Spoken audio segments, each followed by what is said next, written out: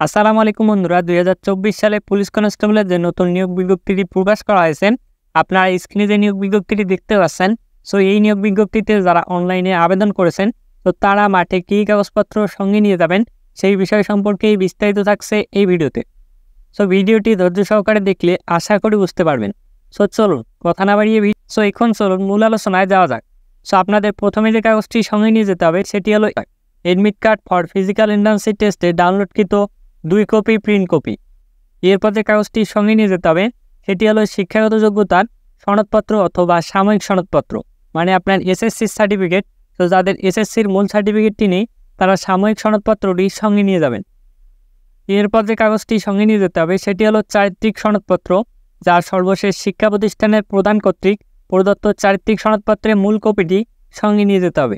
এরপর যে কাগজটি সঙ্গে নিয়ে যেতে হবে সেটি হলো নাগরিকত্ব সনদপত্র, জেলার স্থায়ী বাসিন্দা অথবা জাতীয়তা প্রমাণস্বরূপ, অথবা ইউনিয়ন পরিষদের চেয়ারম্যান, সিটি কর্পোরেশনের মেয়র অথবা পৌরসভার মেয়র, ওয়ার্ড কাউন্সিল এর নিকট হতে স্থায়ী নাগরিকত্ব সনদপত্রটির মূল কপি সংগ্রহ করে আপনাকে সঙ্গে নিয়ে যেতে হবে। এরপর যে কাগজটি সঙ্গে নিয়ে যেতে হবে সেটি হলো অভিভাবকের সম্মতিপত্র, যা আইনানুগ অভিভাবক কর্তৃক প্রদত্ত সম্মতিপত্র পুলিশ ওয়েবসাইটের প্রদত্ত নমুনা অনুযায়ী। সো আপনার স্ক্রিনে যেমনটি দেখতে পাচ্ছেন, সো এইরকম অভিভাবকের সম্মতিপত্র কিন্তু আপনাদেরকে সঙ্গে নিয়ে যেতে হবে। এরপর যে কাগজটি সঙ্গে নিয়ে যেতে হবে সেটি হলো প্রার্থীর জাতীয় পরিচয়পত্রের মূল কপি। যদি প্রার্থীর জাতীয় পরিচয়পত্রের মূল কপি না থাকে তাহলে প্রার্থীর পিতামাতার জাতীয় পরিচয়পত্রের মূল কপিটি সঙ্গে নিয়ে যেতে হবে। এরপর যে কাগজটি সঙ্গে নিয়ে যেতে হবে এটি হলো সরকারি গেজেটের কর্মকর্তা কর্তৃক সত্যায়িত 3 কপি সদ্য তোলা পাসপোর্ট সাইজের রঙিন ছবি। এরপর যে কাগজটি সঙ্গে নিয়ে যেতে হবে মুক্তিযোদ্ধা, শহীদ মুক্তিযোদ্ধা এবং বীরাঙ্গনা সন্তানদের ক্ষেত্রে মুক্তিযোদ্ধার নাম লাল মুক্তিবার্তায় থাকলে লাল মুক্তিবার্তার সত্যায়িত অনুলিপি, মুক্তিযোদ্ধার নাম ভারতীয় তালিকায় থাকলে ভারতীয় তালিকায় সত্যায়িত অনুলিপি এবং মুক্তিযোদ্ধার নামে জারিকৃত গেজেটের মূল কপিটি সঙ্গে নিয়ে যেতে হবে। এরপর যে কাগজটি সঙ্গে নিয়ে যেতে হবে ক্ষুদ্র নৃগোষ্ঠী কোটা। সেটা কিন্তু সবার জন্য না, যারা ক্ষুদ্র নৃগোষ্ঠী তাদের ক্ষেত্রে।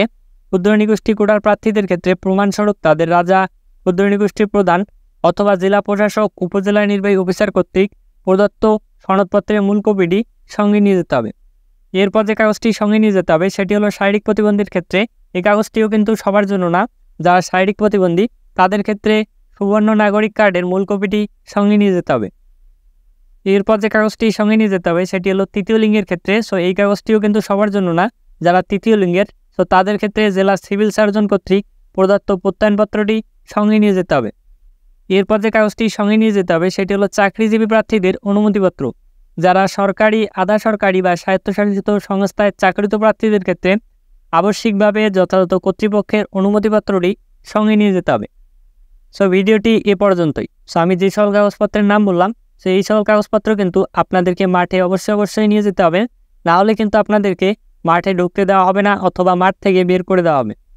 তো ভিডিওটি যদি ভালো লেগে থাকে তাহলে অবশ্যই লাইক দিবেন, আর কোথাও না বুঝে থাকলে অবশ্যই কমেন্ট বক্সে জানাবেন, আমি অবশ্যই আপনাদের কমেন্টে রিপ্লাই দেব। তো ধন্যবাদ সবাইকে, ভালো থাকবেন, সুস্থ থাকবেন, সবার জন্য শুভকামনা রইল।